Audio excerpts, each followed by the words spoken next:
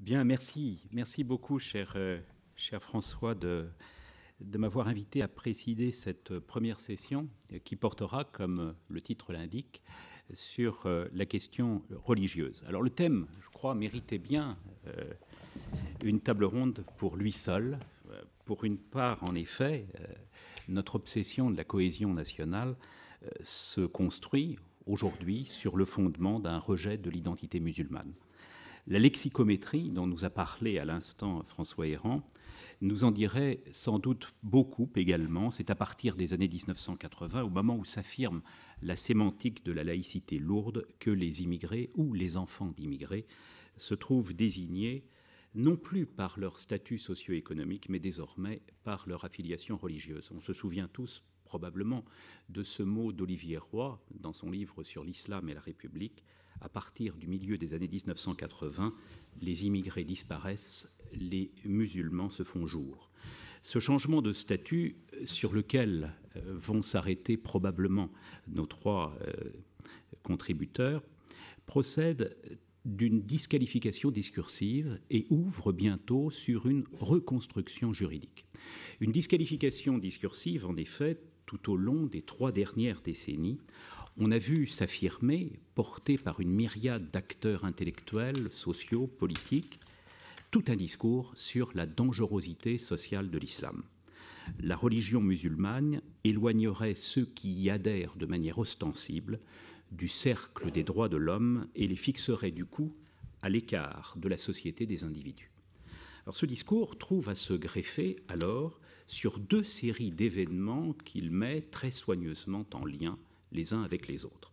Des événements internationaux, d'une part. Le point de départ est sans doute, incontestablement, la révolution iranienne de 1979. On se rend compte alors, contre toute une théorie de la sécularisation, que le religieux peut avoir une efficace publique. Mais d'autres faits vont faire époque au plan international, à cette époque-là aussi, à la suite de la révolution des mollahs. L'affaire Salman Rushdie en 1989, les conflits d'Algérie, les conflits des Balkans et bientôt les attentats de New York, de Madrid, de Londres, suivis eux-mêmes des assassinats liés à la diffusion des caricatures de Mahomet. Tout cela fait système et nourrit le discours de la dénonciation et de la déploration que je signalais à l'instant. À ces événements de nature internationale s'ajoutent aussi des événements d'ordre national. Des événements d'ordre national qui viennent aussi renforcer le système de la peur, et l'on se rend compte alors, ou l'on essaye de se rendre compte alors, que la France est bien une fractale du grand désordre international. Plusieurs moments alimentent alors le discours de la déploration. On pense en premier lieu à un événement peut-être trop oublié aujourd'hui, les grèves de 1983 dans l'industrie automobile. Et l'on voit alors la télévision filmer, mettre en scène les images de ces prières auprès des chaînes de montage, ce qui fait dire à Gaston Defferre, alors ministre de l'Intérieur, que ces grèves sont manifestement des grèves saintes, des grèves religieuses, des grèves chiites. Le lien est fait avec l'Iran de Khomeini, selon une thématique que vont développer bientôt les éditoriaux à succès d'Alain Griotret dans le Figaro Magazine. Mais c'est plus encore les voiles de Creil en 1989 qui défraient les chroniques. Dans les journaux, on accorde quantitativement alors tout autant d'importance à cette affaire de tissu qu'à la chute du mur de Berlin. Des intellectuels autour d'Alain Finkielkraut, de Catherine Kinsler, d'Elisabeth Badinter, adoptent un langage martial. Face au Munich de l'école républicaine, ils lancent au corps enseignant ce mot d'ordre: prof, ne capitulez pas. Ces textes en appelleront d'autres sur le même ton dans les années 2000, lors des émeutes de banlieue, lors de la mobilisation contre les prières de rue ou encore lors du débat récent autour du voile intégral. Alors ces discours-là s'appuient sur une matérialité de faits. Comme l'a bien montré la sociologie des religions, et en particulier José Casanova, on assiste en effet depuis les années 1975-1980 à ce qu'on pourrait appeler une déprivatisation du religieux. Le problème vient du fait que le traitement de ces faits contribue à reconfigurer les choses de manière tout à fait spécifique. Et l'on peut dire que le discours, alors, s'enroule autour d'une triple rhétorique. Il y a tout d'abord une rhétorique de la radicalité. L'islam, ou l'adhésion visible, l'adhésion ostensible à l'islam, signale incontestablement, pour ceux qui tiennent ces discours, l'inscription dans une identité close, et parfois, comme le dit Elie Barnavi, meurtrière, une identité en tout cas incapable de s'ouvrir aux requêtes de la société ouverte. Rhétorique de la radicalité, mais aussi rhétorique, on en parlera cet après-midi, du communautarisme. Cette radicalité ne peut qu'entraîner les musulmans dans le repli sur leur collectivité d'origine et dans la fermeture à l'ordre général de la société, à quoi s'ajoute bientôt une rhétorique de l'homogénéité. Les musulmans, lorsqu'ils affichent ouvertement leur foi, dessinent un monde unifié, sans écart, sans clivage. Ils sont tous porteurs, au fond, d'une intelligence homogène et totalisante du monde. Ces discours-là ne vont pas être sans effet performatif, et on va les voir bientôt, à partir de la déploration qu'ils portent, valider une reconstruction juridique de notre monde.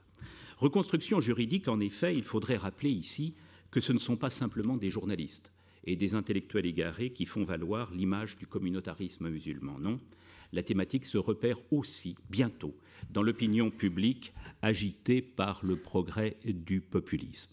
Se repère dans l'opinion publique, mais aussi dans la classe politico-administrative, et l'on voit, dans les années 1990, de très nombreux rapports signaler décidément l'inconciliabilité de cet islam ostensible avec les valeurs de la République. Je pense ici, par exemple, au rapport Aubin de 2004. Je pense aussi au rapport de Jean-Louis Debré en 2003, ou au rapport également de François Baroin, dont le titre est à lui-même tout un programme et qui va servir de référentiel aux politiques publiques qui vont venir ensuite, ce rapport intitulé « Pour une nouvelle laïcité ».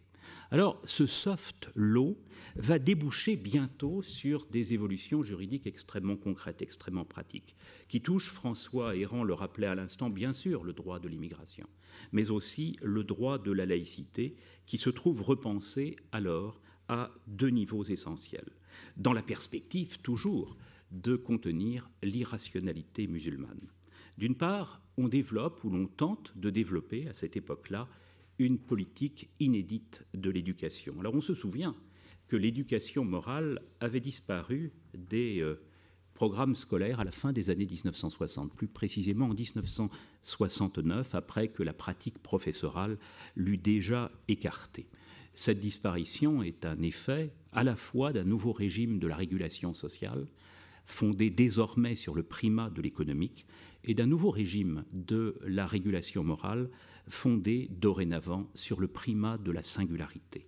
Or, à partir du milieu des années 1980, au moment où l'on constate la crise du modèle républicain d'intégration, on restaure précisément dans les programmes scolaires l'éducation morale, selon une ligne que tous les ministres vont suivre, de Jean-Pierre Chevènement à Vincent Peillon, en passant par François Bayrou ou Xavier Darcos.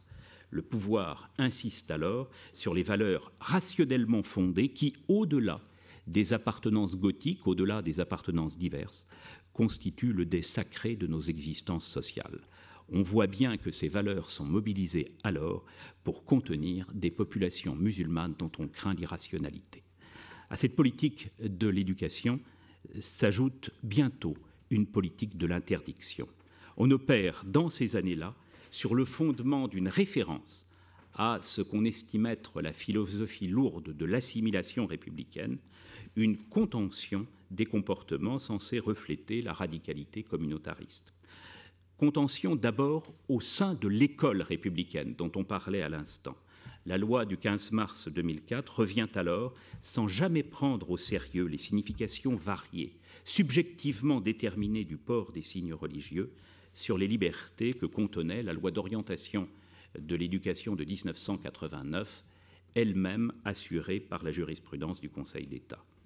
On avait un temps fait de la religion un élément de l'identité subjective, on la repense désormais comme un élément d'appartenance sécessionniste. Mais l'interdit vaut aussi, bientôt, dans la société globale. La loi sur le voile intégral du 10 octobre 2010, pudiquement appelée loi sur la dissimulation du visage, redessine la ligne de partage entre le privé et l'espace public d'État.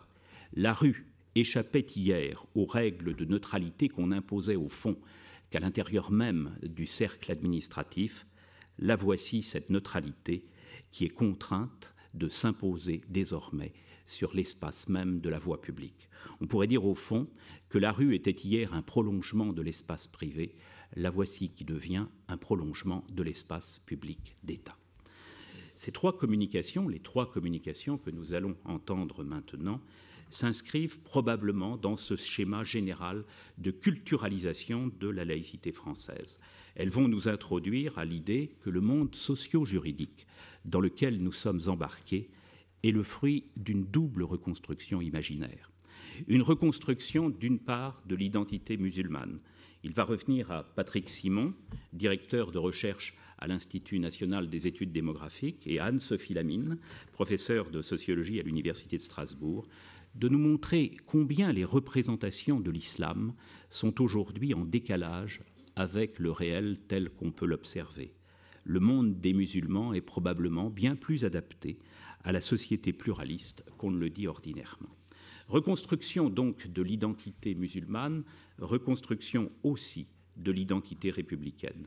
Géraldine Bozek, qui est chargée de cours à l'Université de Rennes 2 et post-doctorante au Centre d'études européennes de Sciences Po, nous montrera comment s'est reconstruite, en réponse probablement au déploiement de cet islam imaginaire, une république scolaire aussi normalisatrice au fond, peut-être plus normalisatrice par certains aspects que celle des origines, non sans effet d'ailleurs sur les pratiques pédagogiques du monde enseignant. Voici donc trois communications qui ensemble vont converger autour de ces questions et que nous écouterons successivement avant d'engager le débat.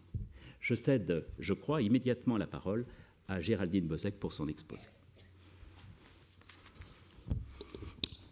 Merci. Oups, merci. Je ne sais pas si ça marche. Si.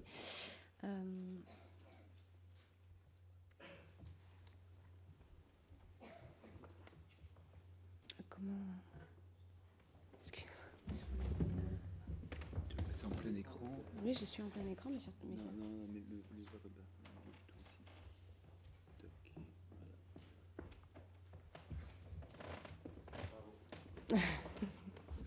Merci Patrick. Donc je vais pouvoir commencer.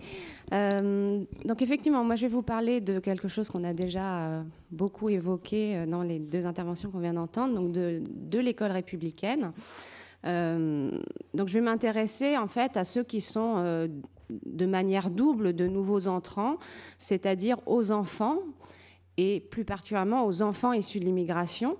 Alors, je vais surtout parler en fait du regard qui est porté sur eux, à la fois par l'institution dans les discours officiels scolaires, mais aussi par les enseignants au quotidien. On parle beaucoup d'islam, d'immigration, évidemment, dans les débats publics depuis une trentaine d'années. On convoque aussi beaucoup l'école pour jouer un rôle important en matière d'intégration. Mais en réalité, on sait assez peu de choses encore sur comment ça se passe au quotidien dans les écoles. Que pensent les enseignants de ces questions-là et surtout comment ils agissent au quotidien par rapport aux questions de diversité, par rapport aux questions de laïcité. Donc c'est sur ça que je voudrais mettre l'accent aujourd'hui. Donc ce que je vais dire en fait s'appuie sur des données que j'ai recueillies dans le cadre de ma thèse il y a maintenant un certain nombre d'années. Donc j'ai mené une enquête de nature qualitative dans des écoles primaires. Le but étant pour moi de travailler sur des contextes sociaux les plus différenciés possibles. Et donc j'ai travaillé dans plusieurs villes, des villes où l'immigration constitue plutôt un fait ancien et l'immigration est importante. Donc j'ai travaillé à Paris, en périphérie aussi de Paris. J'ai travaillé aussi à Nice où l'immigration est forte. Et puis j'ai aussi inclus dans mon échantillon des villes où l'immigration est plus faible et aussi plus récente. Donc j'ai travaillé à la fois à Nantes et à Brest, donc dans des villes où cette immigration est en augmentation proportion aujourd'hui, mais reste quand même beaucoup plus faible. J'ai aussi essayé de varier les écoles en fonction de leur composition sociale. Donc j'ai travaillé à la fois sur des écoles situées dans des quartiers très populaires, hein, des écoles plus mixtes socialement, et aussi des écoles situées dans des quartiers bourgeois de centre-ville, dans ces grandes villes. Donc ce qui m'intéressait en fait, c'était de confronter les représentations et les pratiques des enseignants au quotidien avec ce qui leur est prescrit officiellement, avec aussi les discours officiels issus en particulier des gouvernements, des ministres de l'Éducation. Et donc, j'ai essayé de remonter quand même dans le temps, puisque les enseignants auprès desquels j'ai enquêté, pour certains étaient âgés, hein, et donc avaient commencé à travailler il y a un certain nombre d'années, voire de décennies. Donc, ce qui m'intéressait, c'était aussi de resituer un petit peu leur socialisation professionnelle, institutionnelle dans le temps, et puis aussi de prendre un petit peu les choses par leur commencement. Et c'est vrai que ça a déjà été dit, hein, on commence à reparler beaucoup de République, de valeurs républicaines, en lien avec l'immigration et l'islam à partir des années 80. Hein. Donc, j'ai commencé à travailler sur les discours officiels, les programmes scolaires et les manuels scolaires également, à partir des années 80.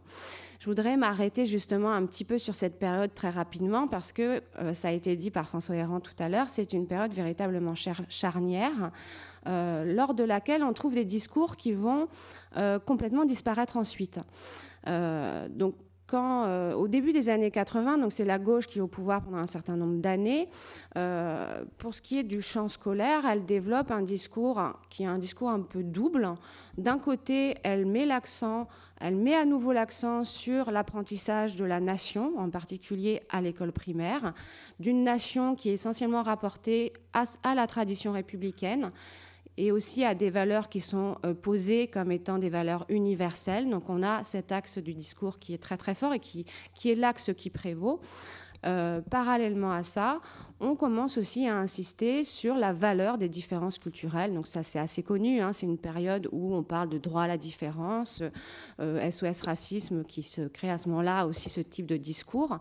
Et donc on met quand même aussi l'accent sur la diversité culturelle qu'on rapporte aux cultures immigrées, hein, c'est l'expression de l'époque, les cultures immigrées, qu'il s'agit désormais de valoriser dans le cadre scolaire, avec un certain nombre de risques et de limites. Donc je vais vous présenter, je vais accorder une place importante dans mon intervention aux matériaux, parce que c'est une enquête qualitative, donc c'est assez parlant aussi de voir à la fois des extraits de manuels, de discours, mais aussi de paroles enseignantes. Donc je vous montre un manuel d'éducation civique des éditions Magnard qui date de 1986, et donc qui propose une activité pédagogique aux classes de la fin de l'école primaire, qui vise justement à favoriser cette découverte des différences culturelles. Et donc ce qu'on voit bien dans cet extrait, c'est la volonté en fait de valoriser ces cultures, mais aussi on ramène les enfants d'immigrés à la culture du pays d'origine, donc à un statut d'étranger, hein, les mots sont assez clairs, nos camarades étrangers. Et puis, on voit clairement apparaître dans ce petit extrait une frontière entre un nous national et un eux les étrangers, donc un eux qui est quand même valorisé ici, mais qui est ramené aussi à des éléments, aux éléments finalement les plus traditionnels, voire même les plus folkloriques, hein, de ces cultures étrangères, puisqu'on parle de plats, on parle de photos, on parle de coutumes. Hein. Donc ça, c'est un extrait de manuel, mais on le retrouve en fait dans tous les manuels qui essayent de valoriser la diversité culturelle. C'est un petit peu la pente qu'on retrouve. Alors ensuite, ce qui se passe effectivement, c'est avec la première affaire du voile en 1989, on rentre dans une période tout à fait nouvelle. Donc vous venez juste de le dire. Effectivement, on voit très bien ça dans le champ scolaire. Il y a là une rupture importante. Et donc à partir de ce moment-là, on va continuer d'insister sur l'apprentissage de la nation, mais ça sera finalement la ligne principale du discours. Et ce qui disparaît, c'est ce que je vous ai montré là, c'est cette volonté parallèle, un peu timide, certes dans les années 80, mais réelle, de valoriser les différences culturelles. Et ça, c'est un discours qui disparaît complètement. Ensuite, à la fois des discours officiels sur l'école, mais aussi des programmes et des manuels scolaires. Donc, on met surtout l'accent sur l'apprentissage à l'école des valeurs de la République. C'est une mission de l'école qui est inscrite officiellement dans la loi en 2005. L'école doit enseigner les valeurs de la République. C'est une mission qui lui est assignée par la loi. Et la loi sur la refondation de l'école de 2013 s'inscrit tout à fait dans cette tendance, puisqu'elle réaffirme à nouveau cet objectif d'enseignement des valeurs de la République. Donc il n'y a pas là de rupture fondamentale. Ce qu'il faut quand même souligner, il y a des différences entre les discours de gauche et les discours de droite. On insiste davantage à gauche sur la République, qui est en fait une autre façon de parler de nation à gauche, alors qu'à droite, il y a un usage qui est beaucoup moins complexé, évidemment, du terme de nation. Ce qui se renforce justement à partir de 2002, donc au moment où la droite est au pouvoir jusqu'en 2012, c'est effectivement ce discours sur la nation qui devient de plus en plus saillant et de plus en plus central. Et puis on a, donc là je vais vous montrer un extrait d'un discours de Nicolas Sarkozy sur l'école primaire.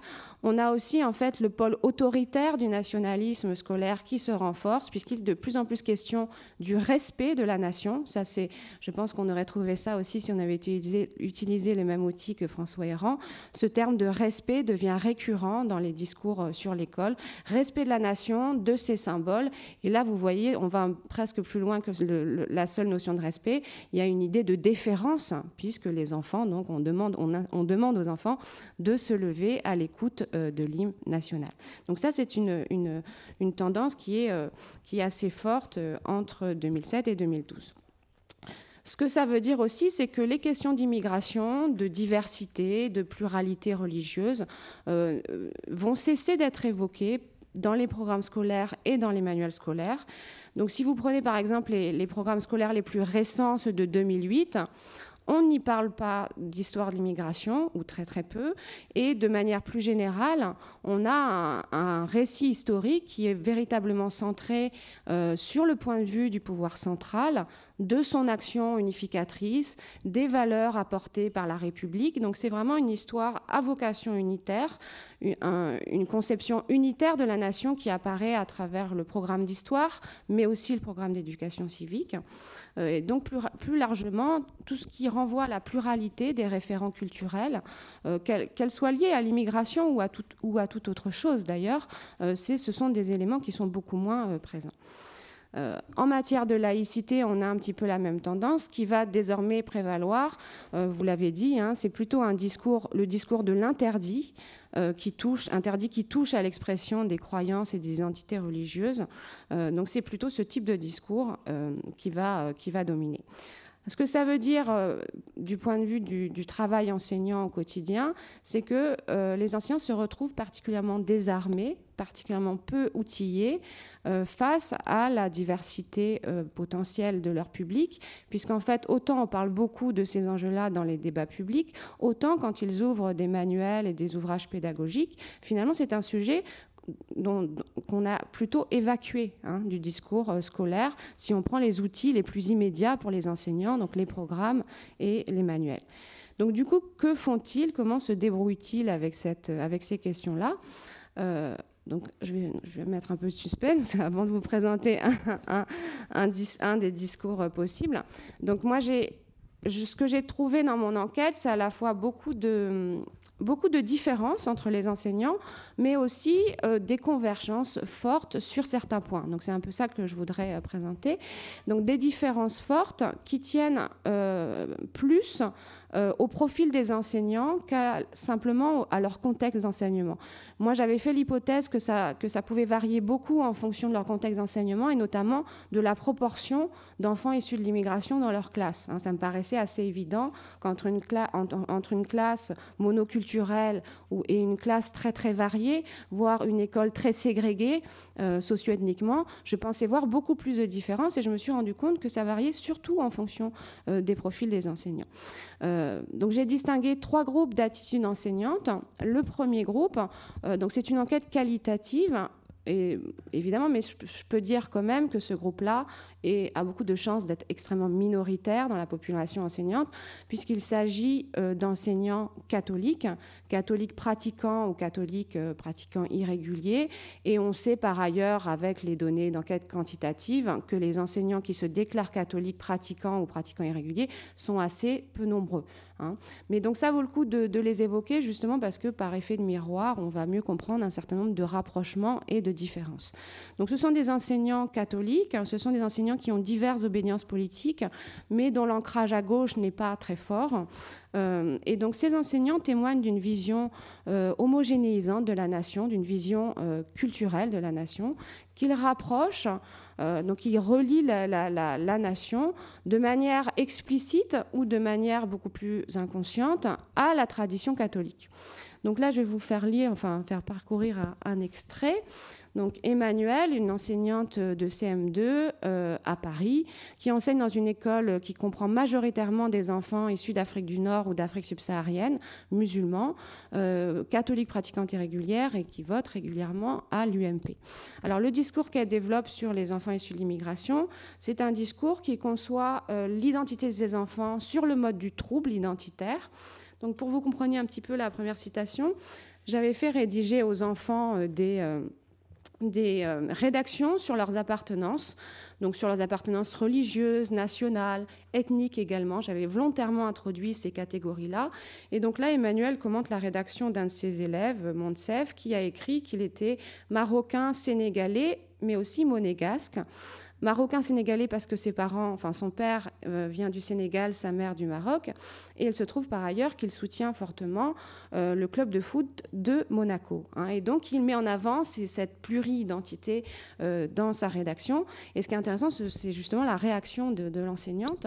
Donc quand je vous parlais de trouble identitaire, c'est tout de suite vu en ces termes. Donc il n'a pas trop de repères. Alors en bonne enseignante, elle rapporte ce manque de repères aux difficultés scolaires de l'enfant et à sa difficulté à structurer sa page, puisque la rédaction déborde un peu dans tous les marges de la feuille, etc., etc. Elle dira à un autre moment, donc là c'est pendant l'entretien, j'ai fait commenter ces rédactions, elle dira à un autre moment de l'entretien, là pour le coup de manière explicite ici, que pour elle il est très difficile d'essayer de transmettre des valeurs à ses élèves.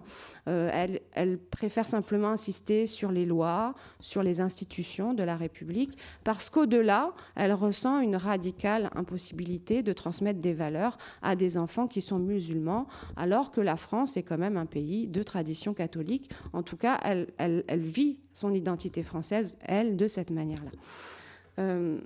Donc là, ce sont des discours, souvent on me demande, mais qu'est-ce qu'il en est du coup en pratique ? En pratique, ces enseignants se distinguent surtout par ce qu'ils ne font pas. Donc ça ne veut pas dire que du coup, ils ont des discours très patriotiques ou qu'ils ont des comportements de rejet par rapport à ces enfants issus de l'immigration. Ça veut surtout dire qu'ils ne font pas un certain nombre de choses. Donc justement, je vais contraster ça avec le second groupe d'enseignants. Donc on a un second groupe d'enseignants, donc là plutôt situé à gauche politiquement, donc là plutôt mainstream en termes par rapport à la population enseignante dans sa majorité. Donc là ce sont des enseignants qui travaillent dans des contextes qui peuvent être très variés en termes d'origine ou un peu moins. Et eux vont avoir un discours très positif sur la diversité présente dans leur classe, même si parfois elle est incarnée seulement par un ou deux enfants qui ont des origines des parents immigrés. Et donc cette diversité est plutôt décrite comme une richesse. Donc je vous donne ces deux extraits d'entretien. Donc ces enseignants peuvent être de différentes générations aussi. Voilà, donc c'est cette idée de richesse qu'on retrouve dans les deux citations. Et on voit que ce sont des discours qui sont aussi tenus aux enfants. Donc comme dans le cas de Danielle, elle dit c'est le discours que j'ai tenu toute l'année. Effectivement, je l'ai observé dans sa classe. Elle tient beaucoup de propos par rapport à ça, par rapport au respect de la singularité individuelle de chacun, qui peut inclure justement des référents, un rapport à l'immigration et à certains référents culturels. Donc, dans ces enseignants-là, il y a deux variantes. Une première variante, ce sont des enseignants très politisés, donc qui se mobilise fortement sur la question de l'immigration, qui rejette la stigmatisation, la stigmatisation des populations issues de l'immigration aujourd'hui, et en particulier des populations musulmanes. Donc là, par exemple, j'ai le cas d'une enseignante qui est une militante à Sud Éducation, mais aussi dans une association de sans-papiers. Et ça rejaillit sur les pratiques, puisqu'elle a fait lire dans sa classe un roman qui s'appelle « Moi, Félix, 10 ans, sans papier », donc qui raconte l'histoire d'un petit garçon et, qui est donc sans papier et de ses difficultés pour arriver à rester sur le territoire, à être scolarisé en France, etc. Une autre version de ces enseignants-là, c'est une version en fait plus pédagogique. Ce ne sont pas des enseignants qui sont très politisés, voire parfois qui le sont très peu, mais dans leur classe, ils accordent énormément d'importance à une pédagogie de type expressif.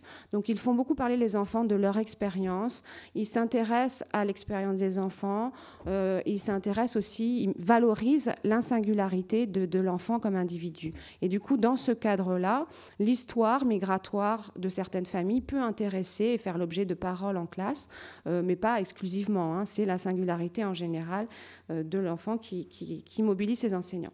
Troisième et dernier groupe, donc on pourrait appeler le groupe des républicains. Donc là aussi, ce sont des enseignants de gauche. Ce sont des enseignants qui travaillent là, pour le coup, dans des classes où les enfants issus de l'immigration constituent une proportion importante du public scolaire. Et là, donc, on a une lecture prévalente en termes de communautarisme. On a surtout un discours inquiet par rapport aux affiliations des enfants, affiliation à un pays d'origine, affiliation à un groupe ethnique. Donc les enfants qui se reconnaissent par des catégories ethniques, ça fait l'objet de craintes. Et là, dans le discours de Sylvain, donc, qui enseigne à Nantes, on voit une peur des enfants qui se revendiqueraient d'un autre pays que la France. C'est-à-dire que dès qu'il y a une affiliation explicite, affichée à un pays d'origine, automatiquement, c'est interprété comme un risque de défaut d'appartenance à la France. Et donc ça fait peur aux enseignants. Puisqu'on parle de religieux, il y a aussi une crainte par rapport à l'islam. Donc j'ai par exemple le cas d'une enseignante qui a peur de parler des croisades dans sa classe. Là aussi, elle a une majorité d'enfants musulmans dans sa classe. Et elle a peur que parler des croisades, ça conduise les enfants à être contre, c'est l'expression qu'elle emploiera, à se mettre contre les catholiques. Elle a peur que ça ravive ce genre de rejet qu'elle croit lire dans les attitudes de ses enfants. Ce qui est intéressant, c'est que souvent, ces discours sont fondés sur des enfants particuliers ou sur des faits assez isolés et qu'ils nourrissent une crainte générale. Donc moi, je n'ai pas observé souvent d'incidents de ce type dans les écoles, mais ces incidents font l'objet d'une crainte qui est importante chez les enseignants. Donc il y a une réalité, mais il y a aussi un effet de représentation très clairement du côté des enseignants. Donc pour finir très rapidement, parce que je pense que je suis très au-delà. Donc au-delà de cette différence, 2 points communs. Premier point commun, on constate quand même une véritable inquiétude chez les enseignants du primaire à l'égard de l'islam. Donc ça ne concerne pas seulement les questions de voile, puisque à l'école... Bon, déjà, moi j'ai travaillé surtout après la loi de 2004, donc c'était interdit, mais ça concerne tout un tas de pratiques à l'école primaire, donc des enfants qui pratiquaient le ramadan avant même l'âge de la puberté, etc. Donc les enseignants s'inquiètent par rapport à ces phénomènes, et même ceux qui essayent le plus de valoriser la diversité culturelle de leur public s'inquiètent de l'islam et de l'islam affiché comme étant une référence importante. Deuxièmement, ce que j'ai trouvé d'assez intéressant, on n'est plus dans les années 80, donc les enfants issus de l'immigration sont souvent de la troisième, voire de la deuxième, voire de la troisième génération, et pourtant ils sont largement décrits en termes d'altérité. Ils sont porteurs de cultures différentes, particulière, c'est les mots qu'on retrouve tout le temps. Et donc je vous donne pour finir une citation que j'ai trouvée assez significative. Donc une enseignante qui veut faire valoriser cette diversité et qui demande aux enfants de sa classe, là aussi très majoritairement des enfants qui ont une ascendance migratoire, de ramener des recettes de cuisine de chez eux pour travailler à la fois sur cette diversité culturelle et sur la notion d'impératif en français, puisque les recettes abondent dans l'usage de l'impératif. Et donc, ce qui est intéressant, c'est ce qu'elles trouvent au final.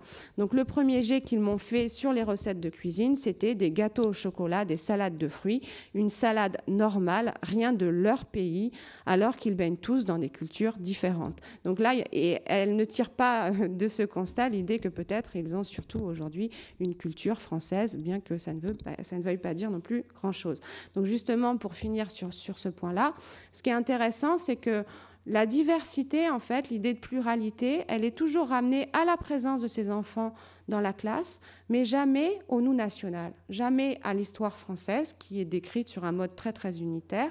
Voilà. Et donc, on ne donne pas aux enseignants, et finalement, c'est parce qu'ils sont peu outillés pour penser en ces termes, on ne donne pas aux enseignants les moyens de penser que la France, c'est pas non plus, et la culture française, ce ne sont pas non plus des entités homogènes.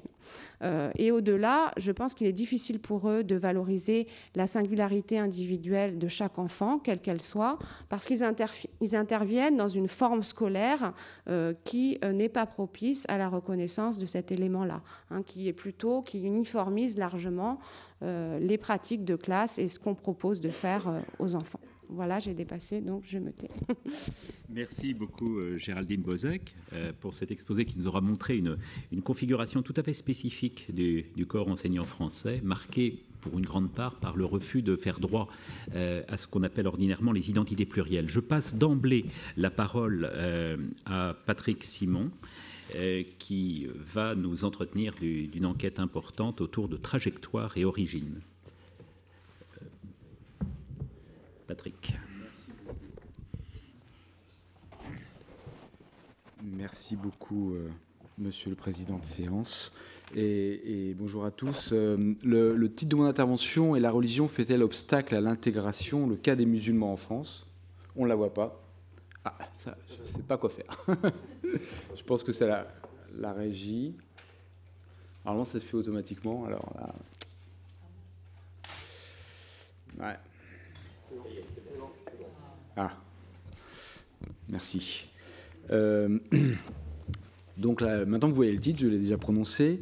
Je vais rapidement passer sur le contexte parce que Philippe Portier l'a très brillamment illustré et rappelé de façon synthétique, mais il est utile de voir pourquoi la question se pose. Parce que de fait, on pourrait se demander pourquoi s'interroge-t-on sur la notion d'intégration appliquée au cas des musulmans.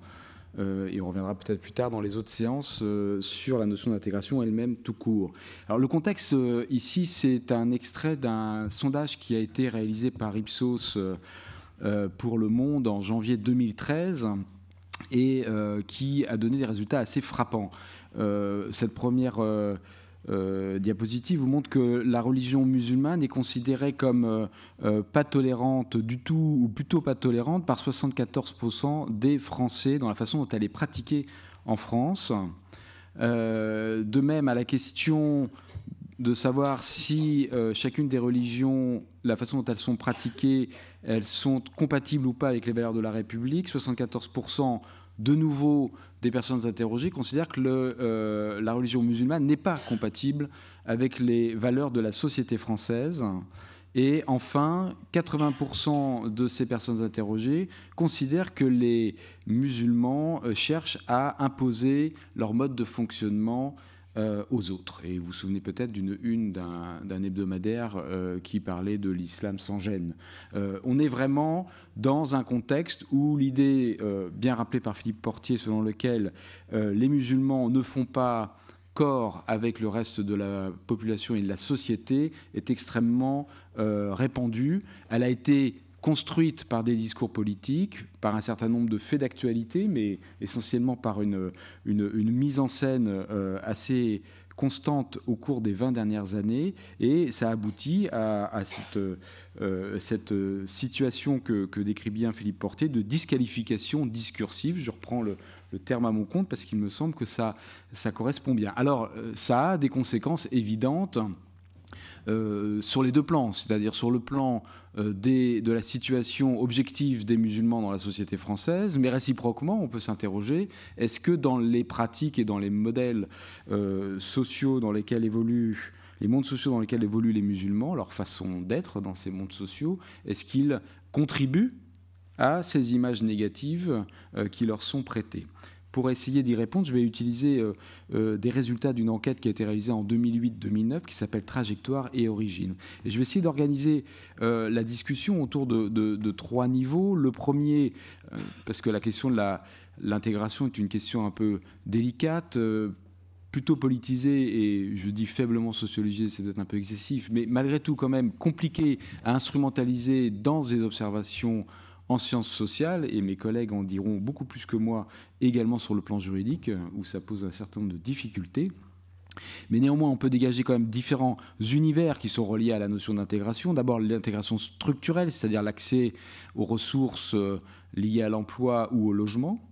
Une deuxième dimension qui est l'appropriation de l'identité nationale et corrélativement des expériences d'exclusion, y compris la discrimination, et un troisième niveau qui est beaucoup plus concret dans ce qui est reproché aux musulmans, c'est l'entre-soi, c'est-à-dire ce qu'on appelle le communautarisme, le fait de vivre dans un espace clos ou d'avoir ce repli identitaire selon la façon dont il est dit, c'est-à-dire de choisir ses amis, et voilà, en tout cas ici on le verra, à partir du choix de ses amis et de ses conjoints. Dimension qui est souvent au cœur de cette idée d'échange avec le hors-groupe. Alors, premier élément, le taux de chômage. Alors, peut-être pour rappeler, avant de passer sur ces éléments-là, que la population musulmane en France est une population socialement extrêmement sélectionnée. D'abord, 50% des personnes qui se déclarent musulmanes sont immigrées. 39% sont descendantes d'immigrés, donc c'était un paysage qui change. L'émergence des descendants d'immigrés parmi la population musulmane montre que c'est plus tellement un islam qui est en lien avec les pays d'origine, mais plutôt un islam qui se reconstruit dans les conditions de socialisation, de scolarisation et de vie en France. 7% des personnes qui se disent musulmanes n'ont pas le lien avec l'immigration sur 2 générations. Alors, est-ce que c'est des convertis? Est-ce que ce sont des migrants de plus ancienne ascendance? Compliqué à dire, mais ce n'est pas négligeable non plus. Et 70% de ces personnes musulmanes sont liées au Maghreb, soit qu'elles en sont directement issues, soit que leurs parents en viennent. Donc, quand on dit musulman, c'est quand même très majoritairement l'islam maghrébin dont il est question. Et puis, pour 10%, c'est l'Afrique subsaharienne, 10% la Turquie. Et le résidu étant des provenances géographiques plus variées. Donc, faut garder ça à l'esprit quand on parle des musulmans. Deuxième élément, c'est une population plutôt jeune. 57% des personnes qui se disent musulmanes ont moins de 35 ans. Donc, c'est quand même une population extrêmement jeune par rapport à la moyenne en France. 26% sont sortis de l'école sans diplôme. Donc, là aussi, on a une surreprésentation des populations peu diplômés, mais 40% ont un bac ou plus. Donc ça tranche aussi un peu avec cette image souvent misérabiliste qu'on voudra donner d'un échec scolaire prévalent. Il y a une très grande diversité de situations et de situations scolaires parmi les musulmans. Enfin, 5% sont cadres et 51% sont employés ou ouvriers. Donc on retrouve une caractéristique, leur milieu familial est très majoritairement modeste, ouvrier ou employé, et eux-mêmes sont dans une forte reproduction. 28% sont inactifs, et essentiellement inactives. C'est-à-dire qu'il y a un écart dans l'accès au marché de l'emploi entre les hommes et les femmes qui est très marqué pour les musulmans par rapport au reste de la population. On retrouve ça dans les taux de chômage. Donc, premier élément, est-ce que l'accès à l'emploi se fait de façon similaire? Alors, vous avez sans doute à l'esprit que les personnes d'origine maghrébine ne s'en sortent pas trop bien sur le marché de l'emploi, et du coup, ça va influencer très fortement les résultats qu'on a sur le chômage pour les musulmans. Et vous le voyez, c'est très clair, c'est la barre de droite. Le taux de chômage chez les personnes musulmanes, pour l'ensemble de la population, c'est presque 25%. par rapport à 10%. Et les personnes chrétiennes ont un taux de chômage plus bas que les personnes qui se disent sans religion. Donc là, la comparaison se fait dans l'espace religieux, déclaré. Les descendants d'immigrés musulmans ont un taux de chômage supérieur à celui des immigrés musulmans. On retrouve un élément qu'on a déjà quand on regarde la situation des immigrés et des descendants d'immigrés en général, ce qui est plutôt inattendu puisqu'on s'attendrait à ce que, nés, scolarisés, socialisés en France, les descendants d'immigrés aient une meilleure situation que leurs parents, notamment parce qu'ils ont amélioré leur niveau de diplôme et leurs ressources de qualification, et ça n'est pas le cas. Dans ce taux de chômage, on a d'abord un taux de chômage beaucoup plus élevé pour les femmes, 28% par rapport aux hommes, 19%. Les écarts existent également dans l'ensemble de la population, mais là, ils sont plus accusés. Ils sont plus accusés essentiellement pour les femmes immigrées musulmanes que pour les descendants d'immigrés musulmanes, où là, il y a une forme d'équivalence.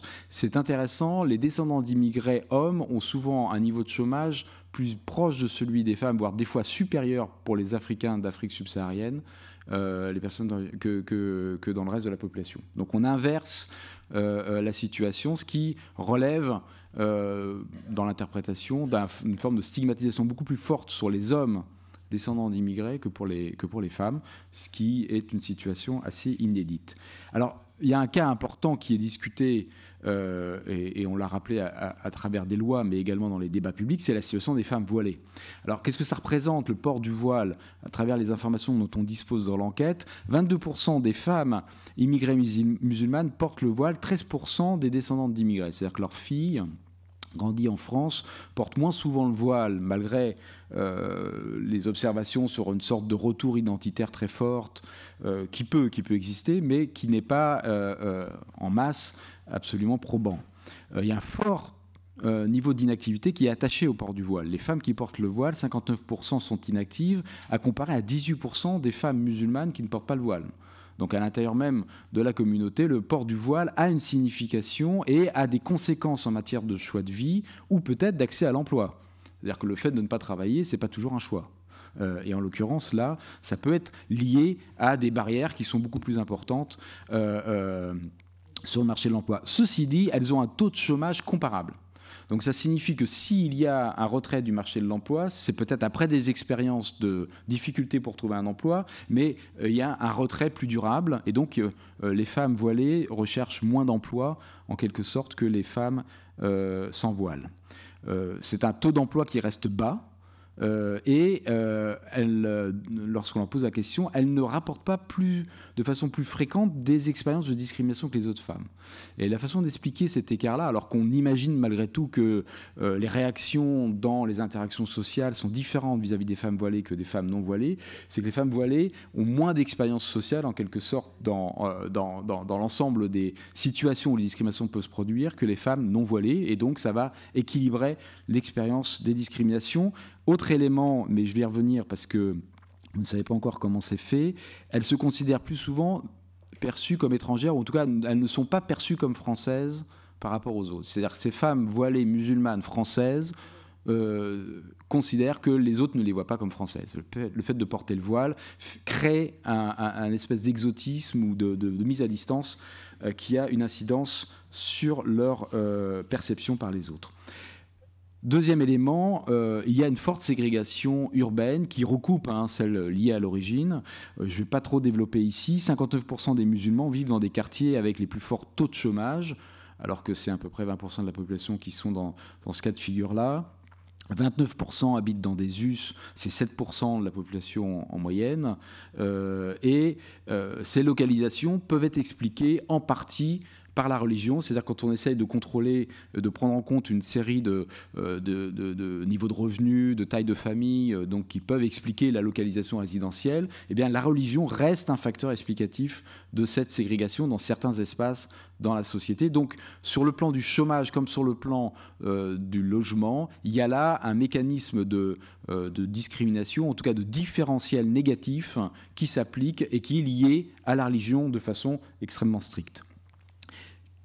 converti dans des informations plus directes lorsqu'on demande aux enquêtés est-ce que vous avez été victime de racisme, je ne rentre pas dans le détail des questions, mais enfin de racisme, de discrimination, de ce qu'on a appelé renvoi aux origines, ce qui signifie est-ce qu'on vous demande souvent d'où vous venez ?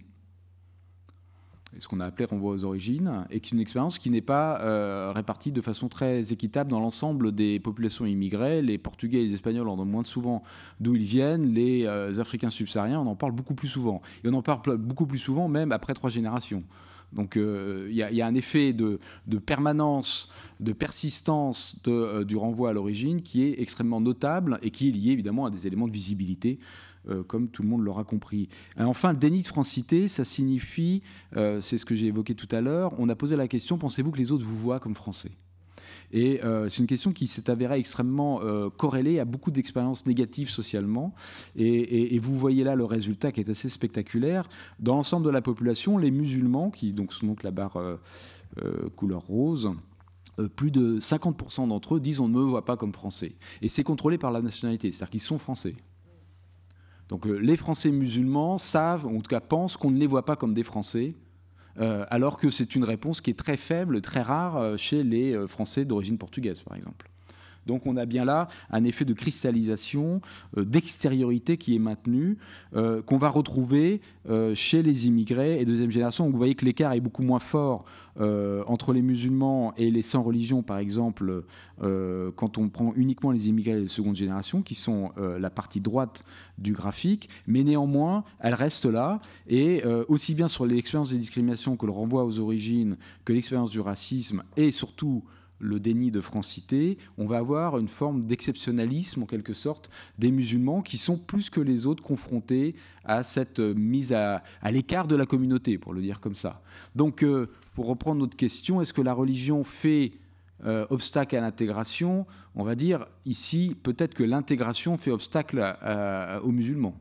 C'est-à-dire que la perception par les autres crée des conditions négatives pour leur accès à plein et entier à la société. Et le communautarisme. Et là, on peut le traiter de façon relativement courte.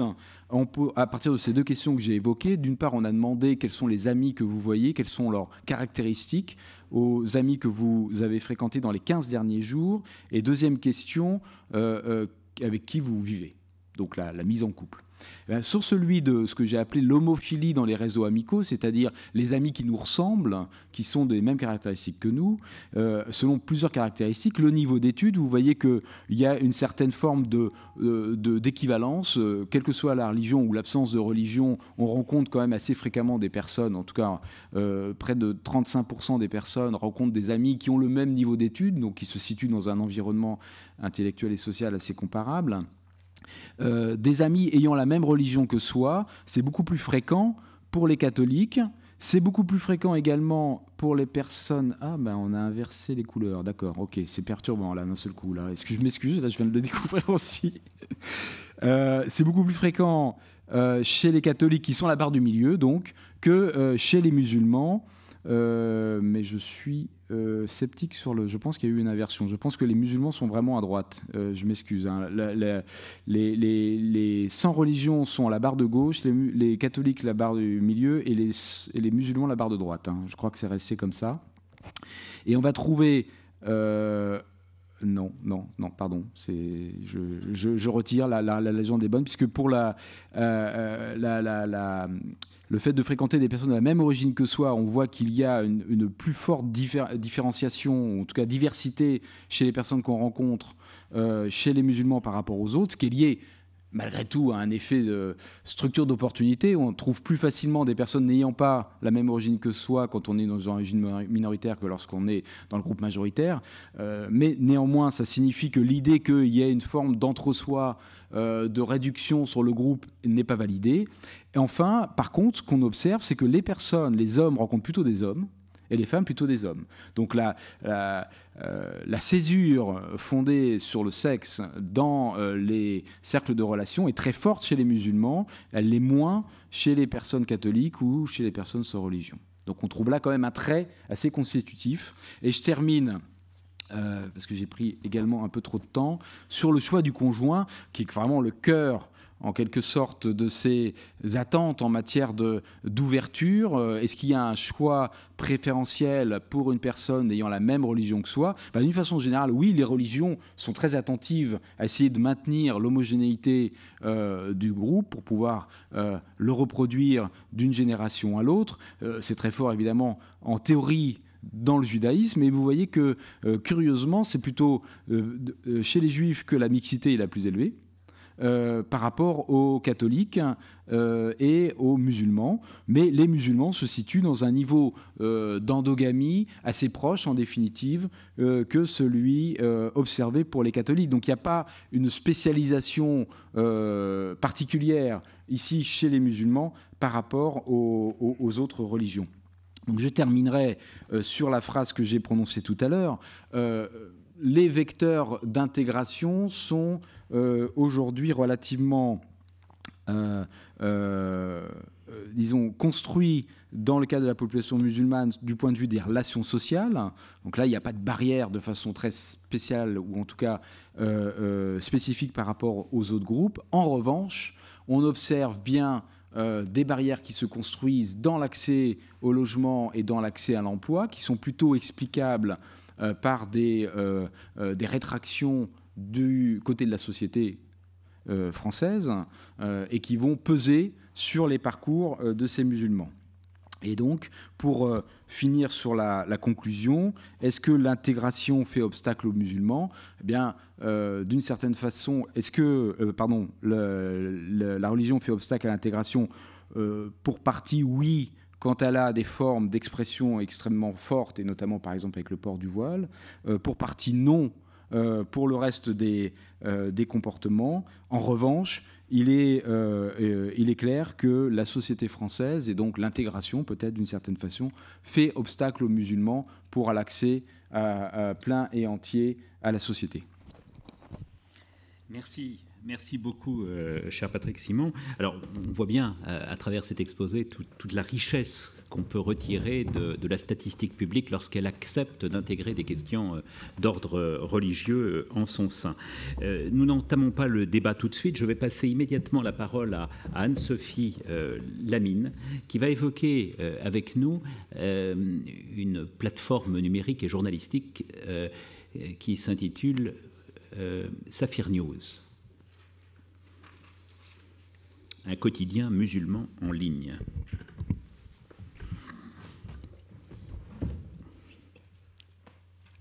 Merci beaucoup, Monsieur le Président. Bonjour à tous. Effectivement, donc, comme on l'a dit, ces identités religieuses visibles en France et en Europe inquiètent et apparaissent comme des signes qui menacent la cohésion sociale et les valeurs nationales. Mais finalement, et ça fait partie de ce à quoi on veut réfléchir, qu'est-ce qu'on connaît réellement de ses concitoyens?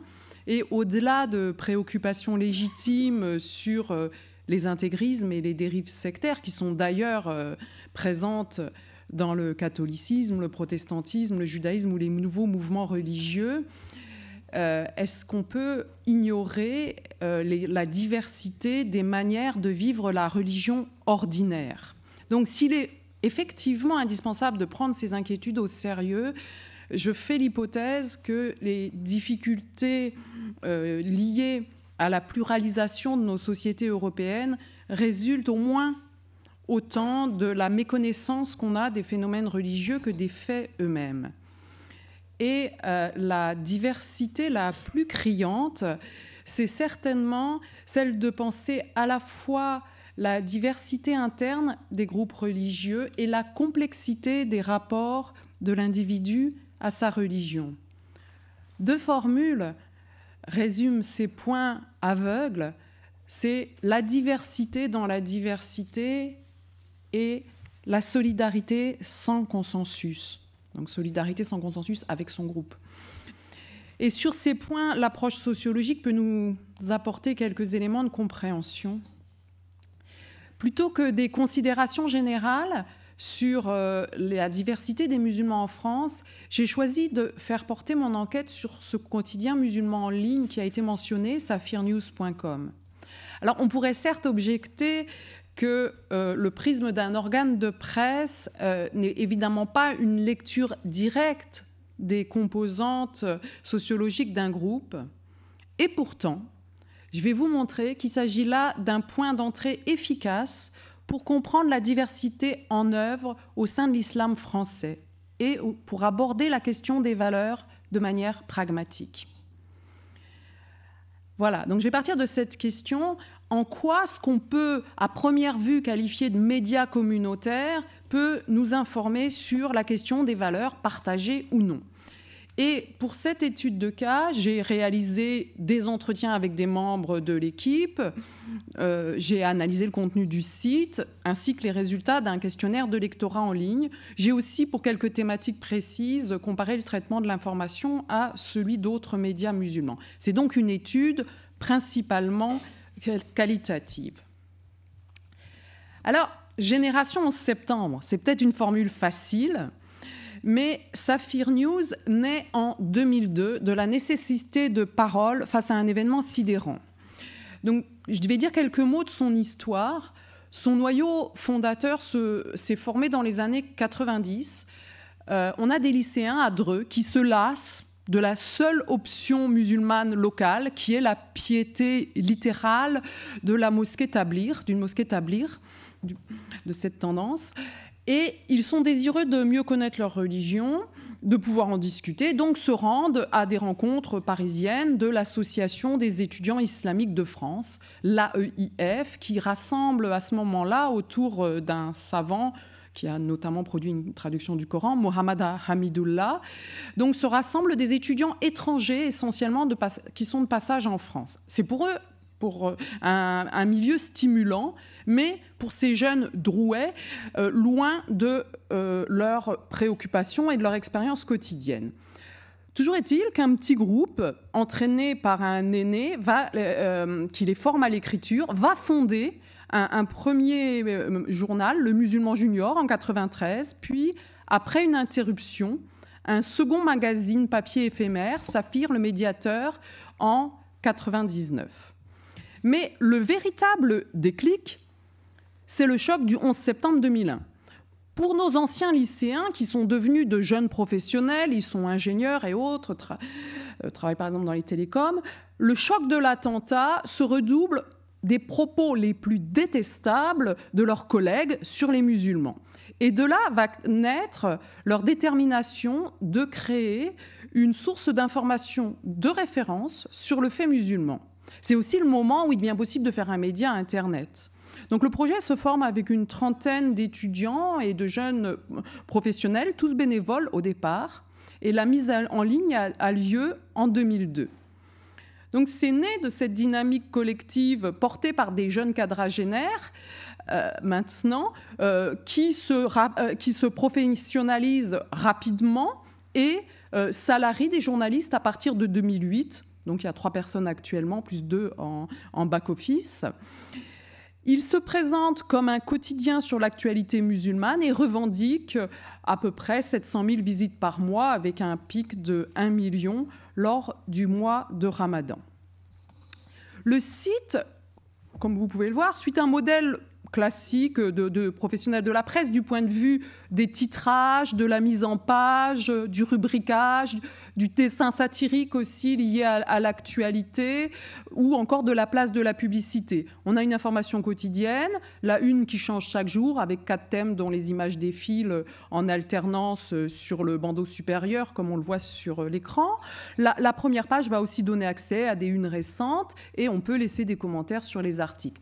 Qu'est-ce qu'on a comme rubrique ? Les principales sont société, religion, économie, monde, culture et médias. Et à ça s'ajoute encore, point de vue, les communiqués officiels, ce qui est culturel, c'est-à-dire films, livres et spectacles, un agenda et une rubrique psychologie. Alors, vous pouvez voir là quelques exemples sur cette slide et encore sur celle-ci du type de rubrique et de présentation. Les contributeurs, eux, sont de 3 types. On a évidemment l'équipe de rédaction, 3 journalistes, on a aussi des contributeurs extérieurs, qui soient réguliers ou occasionnels, et des organisations musulmanes qui contribuent par des communiqués officiels, qui sont ou non d'ailleurs mis en ligne par la rédaction. Et il y a aussi une petite proportion d'articles qui sont des articles repris de médias partenaires, qui peuvent être repris par exemple d'un autre média musulman turc, enfin avec des personnes d'origine turque, Zaman, qui peuvent être repris de témoignages chrétiens, qui peuvent être repris du site d'information sur le fait religieux, Religioscope, par exemple. Donc, sur quoi portent les articles? Eh bien, évidemment, puisque c'est leur objectif, majoritairement sur le fait musulman, les musulmans dans le monde, les discriminations, l'organisation de l'islam en France, le traitement de l'islam par les médias, le halal, la laïcité aussi, bien sûr, et ils traitent aussi de sujets sociaux tels que l'entrepreneuriat en banlieue ou encore les questions de genre. Alors là, la difficulté va être de catégoriser ce média, puisqu'il porte principalement sur le fait musulman. On serait tenté, dans un premier temps, de qualifier ce média de confessionnel ou de communautaire. Mais néanmoins, le langage qui est utilisé dans le domaine religieux reste descriptif. Et la ligne éditoriale est de donner place à des points de vue diversifiés, que ce soit par le biais d'articles, d'interviews, et aussi, comme on l'a vu, de tribunes ou de communiqués. De plus, on n'a pas de discours de victimisation, pas non plus de propos fortement normatifs. Donc, finalement, ça devient difficile de le classer parmi les médias engagés ou d'opinion. Et on est plutôt face à un modèle qui vise, en tout cas, la neutralité et l'objectivité. Donc, je le qualifierais plutôt d'un média spécialisé, qui tend d'ailleurs à être reconnu comme tel par les professionnels d'autres médias, ce qui va être visible notamment par les liens extérieurs vers le site ou par les tweets que les journalistes de médias généralistes retweetent, font suivre. Par exemple, j'ai regardé sur une année la journaliste spécialisée sur les questions religieuses d'un grand quotidien national, sur 23 tweets originaires de médias musulmans, il y en a 17 qui viennent de ce média-là. Les valeurs donc prisées, comme on l'a vu, sont la compétence professionnelle, vérification des sources, la neutralité, qui sont propres à produire chez le lecteur un sentiment finalement de normalisation dans le traitement du fait musulman. Mais alors, est-ce qu'on ne trouve jamais de traces d'avis religieux islamiques? Oui, on en trouve effectivement, mais comme fait de société et concernant des cas lointains comme l'Inde, la Malaisie, l'Indonésie, la Syrie ou l'Arabie saoudite. Alors là, on montre la critique, voire la risée dont ils font l'objet lorsqu'ils interdisent des dessins animés, des croissants, le yoga ou encore l'épilation intégrale. Alors, identitaire ou pluraliste, c'est une grande question. Et où une rédactrice qui est coiffée d'un foulard élégant, une pile d'exemplaires du quotidien La Croix dans le hall, c'est un modèle pour nous, disent-ils. L'identité religieuse est effectivement assumée et visible. Mais ça n'empêche pas de recruter, et là, ce n'est pas anecdotique, des stagiaires ou des collaborateurs non musulmans, 4 sur une quinzaine en 6 ans. Qu'en est-il aussi des organisations musulmanes qui envoient des communiqués? Dans cette rubrique, on voit cohabiter des organismes membres du Conseil français du culte musulman et ceux qui s'y opposent, comme actuellement Mosquées et musulmans solidaires. On voit des partenariats qui sont noués avec le rassemblement annuel du Bourget, qui est organisé par l'Union des organisations islamiques de France, bien que le public déborde largement les membres et les sympathisants de cette organisation. Mais on voit aussi des partenariats avec nombre de manifestations culturelles non confessionnelles, telles qu'avec des spectacles, des films et avec d'autres médias, comme je l'ai mentionné. Dans la rubrique point de vue, on voit des approches orthodoxes qui voisinent avec le point de vue d'un responsable d'associations musulmanes homosexuelles, ou dans la rubrique livres, des ouvrages de penseurs musulmans libéraux, comme par exemple Mohamed Harkoun ou Rachid Benzine, ou encore d'auteurs non musulmans, de chercheurs, etc. Et dans la rubrique religion, un petit comptage montre une vingtaine d'articles par an qui portent sur les relations interreligieuses. Alors, en quoi l'étude d'un média musulman éclaire-t-elle la question des valeurs? En fait, là, les valeurs sont plus implicites qu'explicites. Elles sont perceptibles dans des pratiques, mais finalement, ce sont bien les pratiques qui nous montrent, d'une manière générale d'ailleurs, qui nous montrent ce à quoi les gens tiennent. On a vu effectivement que l'équipe est attachée à ce professionnalisme, cette neutralité et ce pluralisme. On a vu aussi une politique éditoriale qui ne vise pas le consensus.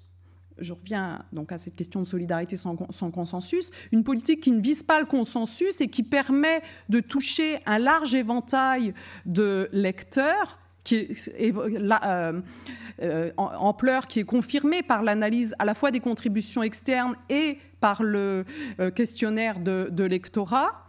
Donc un pluralisme qui est accepté, évidemment à des degrés divers, par le lectorat et par les organisations qui adressent leurs communiqués, et qui nous montre qu'il est finalement ce pluralisme compatible à la fois avec des identités religieuses fortes des uns ou distanciées des autres. Finalement, on peut dire que ce contenu éditorial pluraliste va à la fois contribuer à reconnaître et à valoriser la diversité intra-musulmane, mais à la fois ad intra et ad extra vis-à-vis de l'extérieur.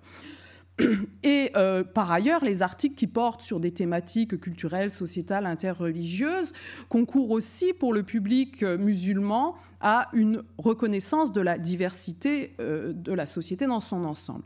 Alors jusqu'où va le pluralisme ?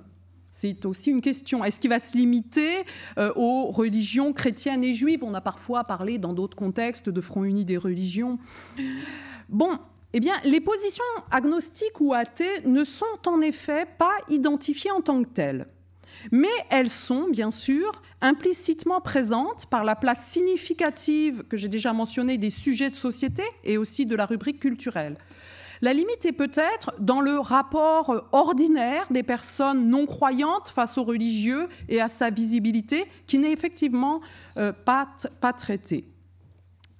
Alors, pour conclure, que nous apprend cette analyse de cas ? Eh bien, elle nous montre une forme de mobilisation d'acteurs musulmans, que j'ai appelée la génération 11 septembre.